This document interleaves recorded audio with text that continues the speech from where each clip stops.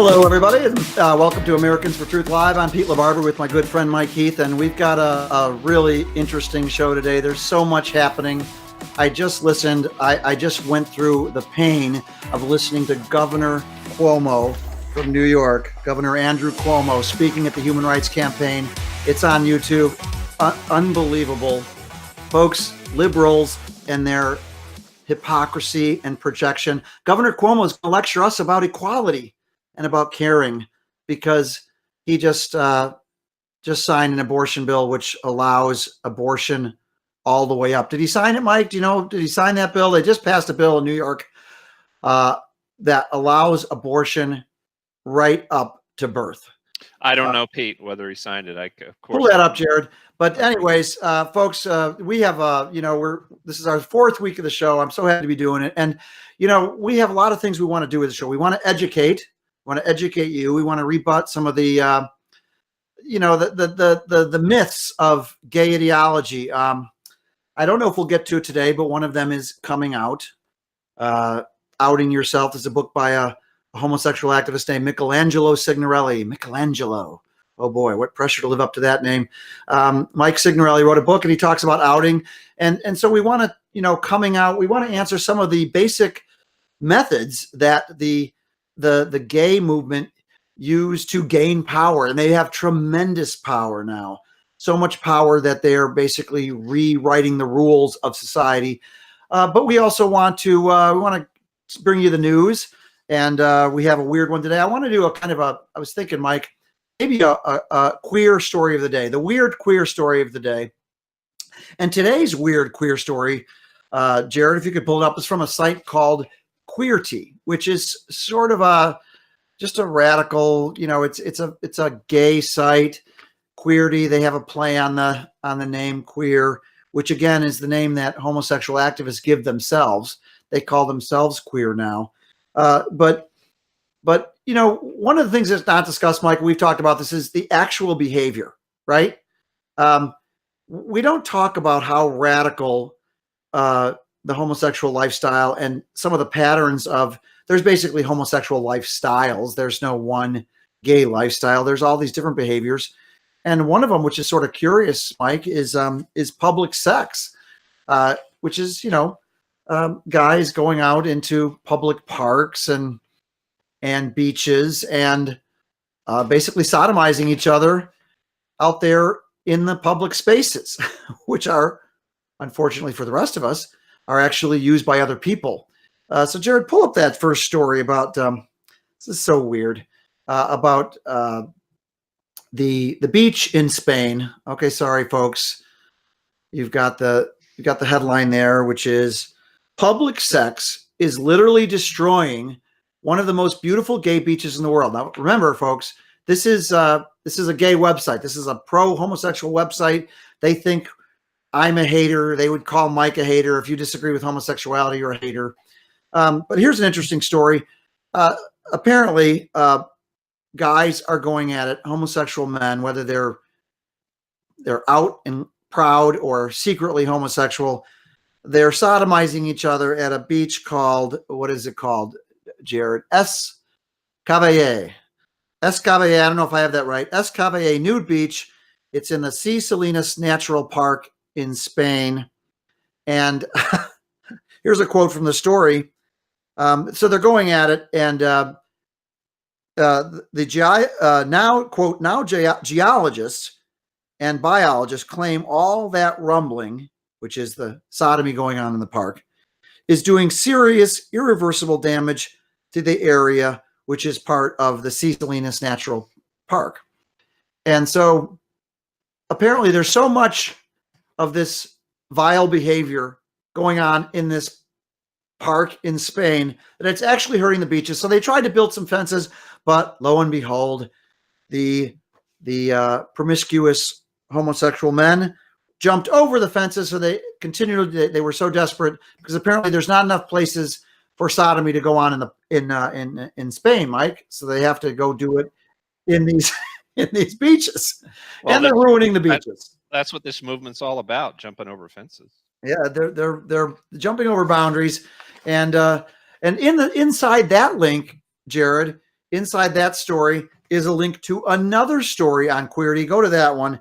And the headline of that one is, okay, folks, residents of swanky New York City condos unwittingly bought front row seats to gay cruising grounds.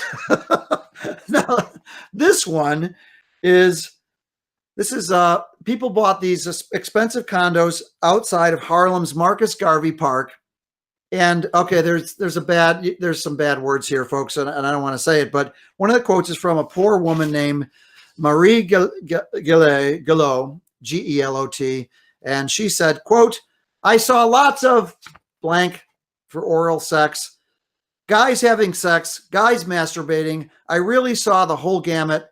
And so she moved out of the apartments. And what's weird about this story is we're in 2019. Never has homosexuality been so accepted as in America and the West. And yet we see these guys going out and still sodomizing each other in public parks. And Mike, I wonder, the question is why? You know, why do they need the parks? Do they need to be in rebellion still? Why? And yet this is part of the lifestyle. It's a good point, Pete. You know, the idea that they've secured this favorable sort of opinion of their so-called lifestyle, but yet they continue to do this kind of thing. Like, why? Yeah, and why? Let's give a little history here. If you look at actual what the experts would say is the reliable gay history, it's not really reliable because pretty much all gay history, so-called, is written by people with a vested interest in promoting homosexuality. So, Mike, I don't think you'd want to read, say, a history of abortion written by Gloria Steinem, right? Mm-hmm. Why wouldn't we want to read that? Because it's a one-sided history of abortion. Gloria Steinem is a radical feminist. She promotes abortion. So why do we care about that? We wouldn't. But one problem with the homosexual issue is all of the writings, the books, the journalism, almost all of it is written from the pro-homosexual side. And yet if you were to read that history, which would be a pro-homosexual history, you'd see that they would say it started in New York City with these assignations, this perversion going on in the parks, because they said, Mike, that's the only place they could do it, right? The society was so oppressive that there had to be these secret, furtive meeting places for them to, quote, discover who they were and their sexuality. And yet here we are in 2019, you know, sodomy laws have been banned by the Supreme Court. You've got all this pro-homosexual everywhere you turn now. New York City is one of the gayest places in the world, right up there with San Francisco, Seattle, you know, New York City. And yet they're still boinking each other in the parks. And it's just so bizarre. But that's what it is. And it's actually affecting people because they bought these nice apartments, which we could only, you know, who could imagine how much they cost. And there's this panoramic view of this Marcus Garvey Park. And they're actually seeing men engaging in public perversion, and it is perversion. And it's very queer. Let's face it, Mike. A lot of the movement, and we're not saying everybody who goes by the term gay, lesbian, whatever, would even support this or engage in it, but it's all part of the umbrella. What's interesting to me, Pete, too, is that this the perfect example. I mean, it's everywhere. This is news. This should be reported on by outlets, news outlets, and Right. and it should be discussed publicly in objective journalistic Right. places where people are going for objective news. But of course, it isn't. Nobody knows about this. Nobody will ever know about it, except for the people who go to this website, which is advocating for the thing that they're supposedly reporting on. But You make a great point, Mike. The only people who care now are the gay media, and even they're kind of tongue in cheek. But even they are, you know. And Pete, it gets even worse. You won't even hear this from any pulpits, and it's increasingly becoming true that you won't even hear it condemned from conservative, Protestant, or evangelical pulpits. Right.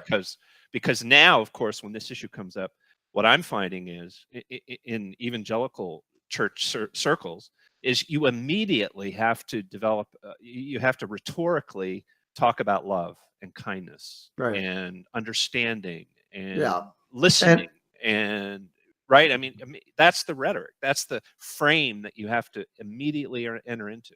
Yes, you have to, and of course, it should go without saying that all Christians love all sinners enough to tell them the truth. But the point you're making is a great one, because the truth is gone. There's nobody bringing up the sordid sides, and it's not just this, Mike. There's far more serious things. We haven't yet got into the incredible drug use, the incredible promiscuity, and this is just part of it. Park sex, bathhouse, Grindr, which is an app, and there's all sorts of apps which facilitate men engaging in sodomitic encounters. Literally, they can find them how many yards away they are by an app. And now this is spreading into heterosexual culture. And one of the ways they do this, Pete, is by guilting people who don't do this kind of stuff and who don't think about sexuality the way that they think about it. By what they immediately do is they attack and they accuse a person, even though maybe they've never even thought about doing this kind of stuff or whatever. They just say, well, heterosexuals do it too. I mean, that's the common rejoinder. and then we immediately return. It's kind of like the race issue, right? I mean, immediately you bring up race, and certain races become guilty out of the box. Well, Mike, guilty. But let's go back to the heterosexual thing. let's face it. There's a lot of guys who, if they said, wow, if I could just get women to come have sex with me in a park,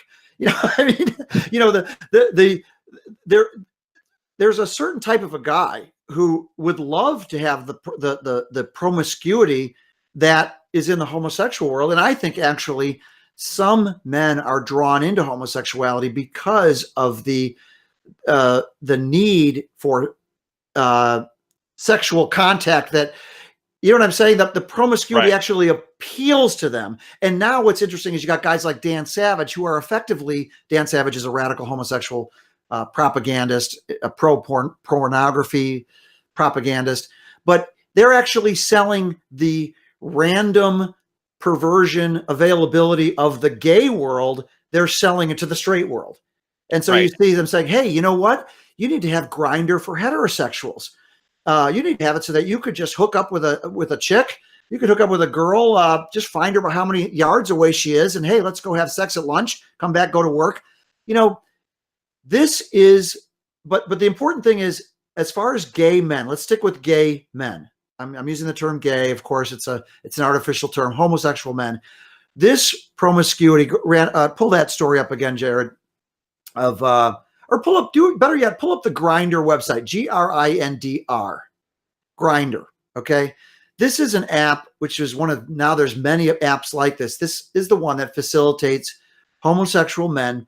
People want to do a secret liaison, go commit sodomy, come back after lunch, find out how many, if you're on the app, you find out how far away people are. Grindr. Now, people, listen, this is obscene. You're talking promiscuity on a level that has never been practiced before, but it's brought in by the gay world.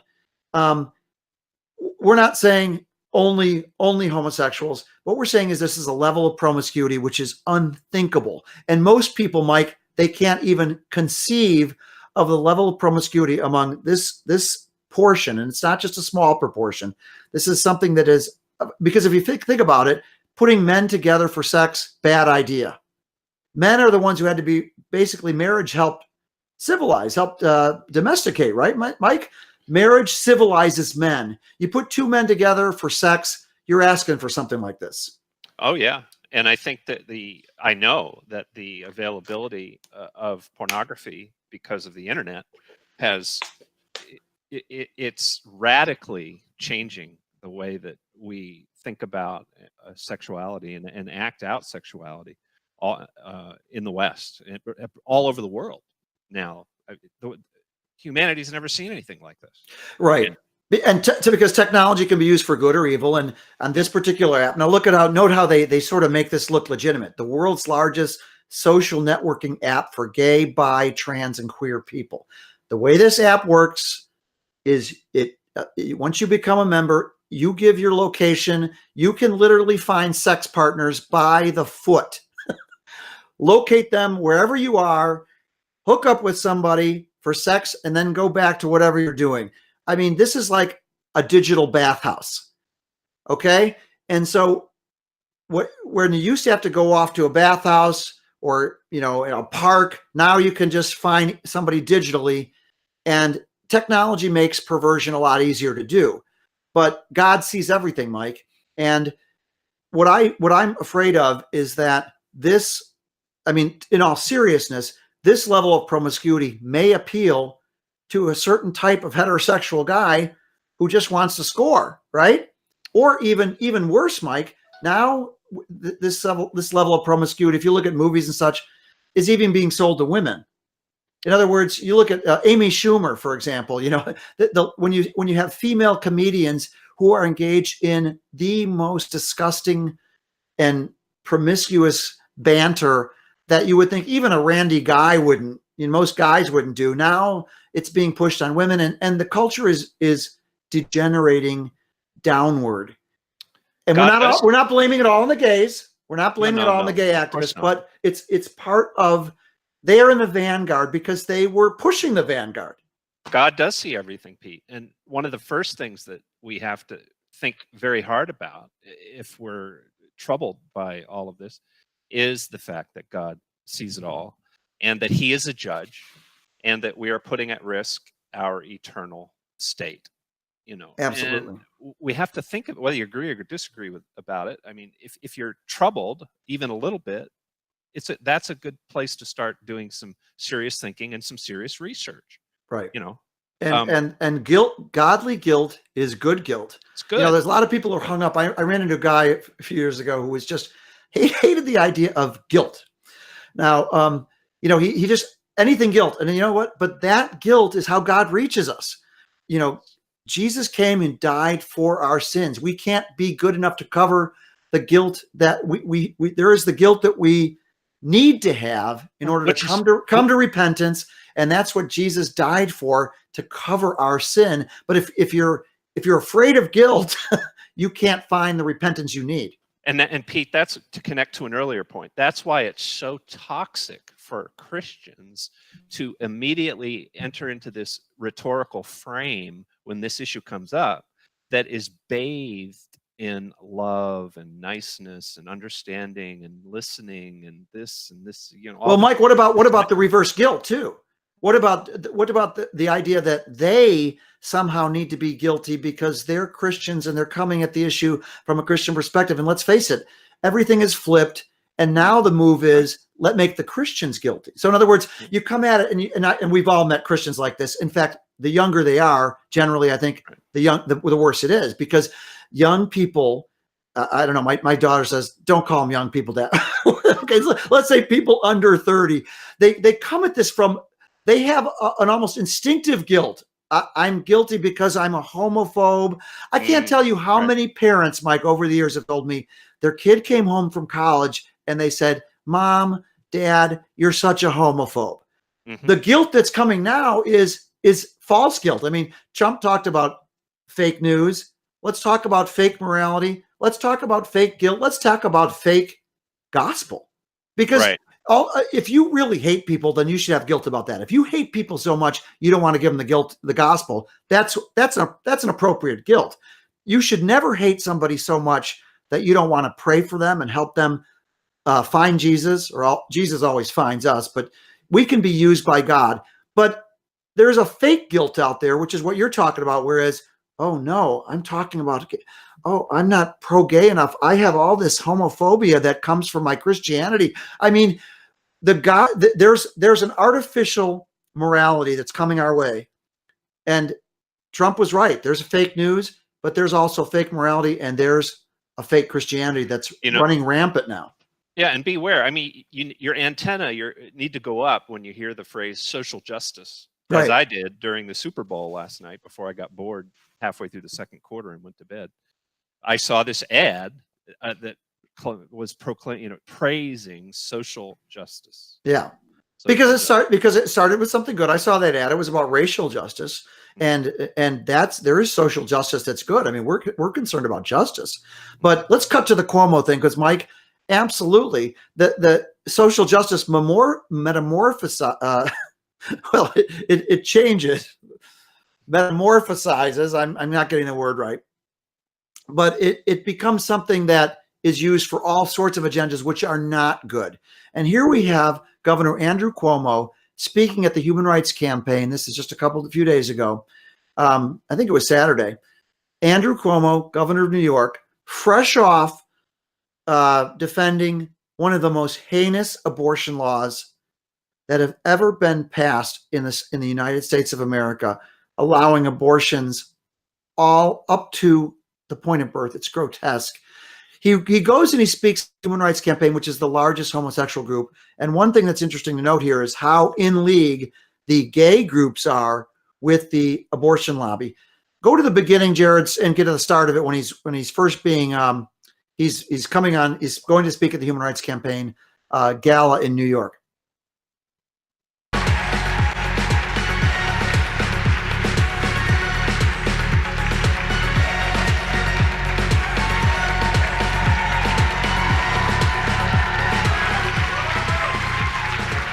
Good evening. How great is the Human Rights Campaign? How great is Chad Griffin? Chad Griffin is an equality superhero.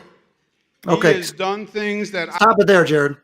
Okay, let's get a little background. This is the Human Rights Campaign, one of their fundraising dinners. They have these all over the country. They're swank affairs. They raise... gosh, huge budget, tens of millions of dollars every year. Andrew Cuomo, I think he speaks there regularly. Here he is. Now I want you to cut, Jared, to the 5-minute mark in the video. And he's going on about, now remember, when they say equality, they're talking, this is homosexual activism. This is their euphemism for everybody being treated equally. Okay. And they use that word, but they abuse it. Here we go. But I don't know that it matters. But congratulations to all of you. And look, congratulations to what the HRC has done. I was just speaking with Chad Griffin about the tremendous progress that has been made over the past few years. I mean, it has been a societal shift. If anyone told me 10 years ago we would have made the progress we made,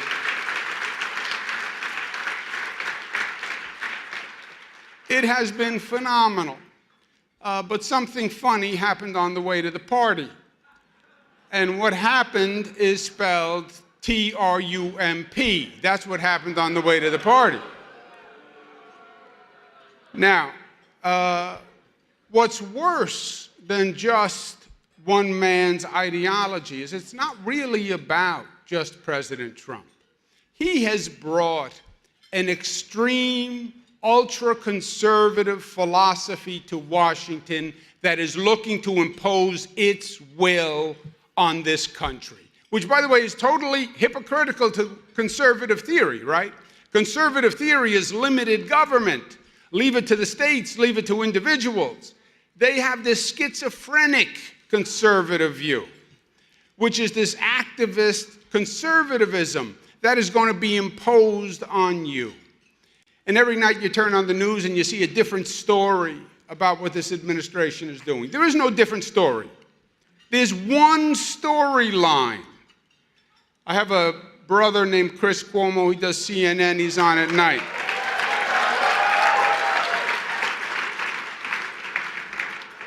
If you happen to watch him, I would appreciate it if you could tweet to him, "I only watch you because I like your brother."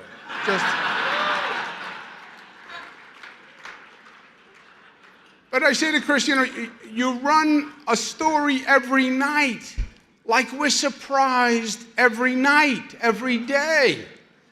There's nothing to be surprised about. What they are doing and what they are is very consistent. They're saying, I have my own worldview, and we're going to impose it on you. They believe their religion is right. And if you don't agree with them, your religion is wrong. They started with day one with the Muslim ban. That is not an approved religion according to them. They have their own idea of ethics and morality, and they oppose abortion. So they want to pack the Supreme Court so they can stop abortion because they are right and because you are wrong. They have their own view on lifestyle. And they are anti-LGBTQ, period. They do not approve of that lifestyle, and they're going to impose it on you. They believe they should dictate who are Americans. And these new Americans, well, they don't qualify as Americans to them. Jared, stop it right there for a sec. The height of Okay, now, Mike, this is just incredible. Here's a guy who's defending abortion all the way up to birth. And number one, he's talking about extremism. Extremism. Now, I have a Down syndrome brother. He's, one of the most wonderful people I've ever met in the world, because Down's kids are almost like angels, you know. And my brother Jimmy is I wish everybody could meet him. A lot of Down's babies are aborted in the womb because why? Because they're not perfect. Sometimes they're aborted late-term abortions. That would be allowed under this bill. So who's the extremist? And people, if you don't get abortion, you just have to use your head a little bit. Children are the most vulnerable, unborn children in the womb. They should be in the safest place in the world, but it's become the most dangerous place. Why? Because of liberals like Mario Cuomo, who, by the way, not Mario, that was his father. This is Andrew Cuomo, who calls himself Catholic and yet utterly rejects Catholic practice on this. In fact, there are some people trying to excommunicate him now. Catholics who are trying to excommunicate him because he's rejected the teaching. But we're going to come back to this video, but he is calling us extreme. And then he's talking about imposing values. What could be a greater imposition of your values than declaring to children, unborn children, the government is going to allow you to be snuffed out because you're not perfect, or because perhaps you're inconvenient to your mother, or the boyfriend is pushing for an abortion. Also, the LGBTQ agenda, homosexual so-called marriage. Liberals are all about imposing their values, all about imposing their values. And we're going to come back to this, Mike, but this video shows the power. Look at, he's like a rock star going to a gay activist group, the Human Rights Campaign, which is in the vanguard of taking away our freedom to live out our religious beliefs, our moral beliefs. The Human Rights Campaign is all about circumscribing our freedoms. We haven't got yet to the abortion portion of this video, Mike, but this is what we want to focus on, folks. These guys have tremendous power behind the scenes. All the Democratic Party politicians play up to the Human Rights Campaign. We need people to understand that this is going on. Mike, we're almost at the end here, but tell people how to find out more about Americans for Truth and how they can support us as we try to educate them about groups like the Human Rights Campaign, which are wielding huge power in the Democratic Party. Yeah, it's real simple, Pete. Folks should go to americansfortruth.com, americansfortruth.com or .org. And on the right, there's a big blue donate button. And we need your support. We do not get big checks from foundations. The government doesn't send us a check, unlike the Human Rights Campaign, which receives multiple tens of thousands of dollar checks from major corporations. I may have exaggerated that a bit. Oh no, you didn't, Mike. No, I didn't. I think you understated it. Yeah, we get absolutely no support from American corporations. Why? Because we're Christian. We're Christian first. I dare you to go back and look at the first 3 weeks of this show and not conclude from looking at any number of the shows, including any one show, and not conclude that we are coming at this very honestly from a Christian perspective. And that's why American corporations will not support us. And that's because American people who are Christians are too busy apologizing for being Christians instead of just being Christians. And Mike, can I say something here quickly, and I'll take it out, but thank you. And you can just go to the donate button at the right and also sign up for our newsletter. But HRC has a very, very sneaky tool they use to manipulate those corporations into giving to groups that only support homosexuality. If you oppose homosexuality, if you oppose same-sex marriage, so-called, you are punished by the Human Rights Campaign's corporate scorecard. And so many corporations are afraid to give. They won't give to Mike's ministry, Helping Hands Ministry. They won't give to Americans for Truth or Family Research Council because they would lose points on the HRC corporate scorecard, which is sort of like, remember Jesse Jackson used to manipulate the corporations. This is Jesse Jackson on steroids, folks. And the Human Rights Campaign does this with its corporate equality index. You've got it on the screen here.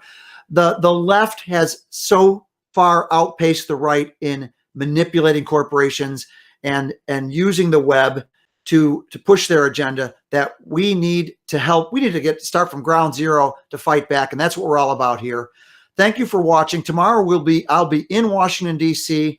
At a press conference with other pro-family leaders. We'll hopefully be doing the show from Washington there. I hope you watch tomorrow, noon Central Time, 1 o'clock Eastern. Anyways, thank you for watching. And remember, folks, the truth, you must defend the truth because ultimately it's God's truth, not ours, and we have to defend it. We'll see you tomorrow.